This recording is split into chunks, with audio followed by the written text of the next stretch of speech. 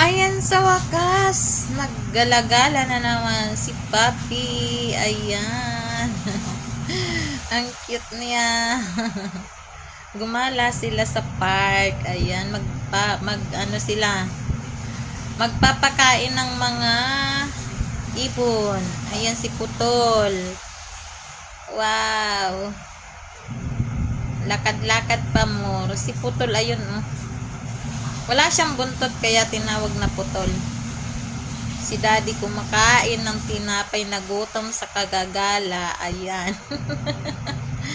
Sila ay magpapakain ng mga ano dyan, mga ducks. Mga gansa. Ayan oh, ang ganda ng pulse. Wow, amazing. Yung ano oh, gansa. Tuwang-tuwa yung gansa oh. Ayan oh. Oh, ganda ng pulse. Beautiful falls. Ayun yung gansa. Daming mga ibon. Ayan, yung pakain sa ano mga ibon. Papakain nila yan dyan. Isang ano yan eh, kumbaga isang sako. Ang dami yan. Ang dami kasi nilang pinapakain mga ibon, mga ducks.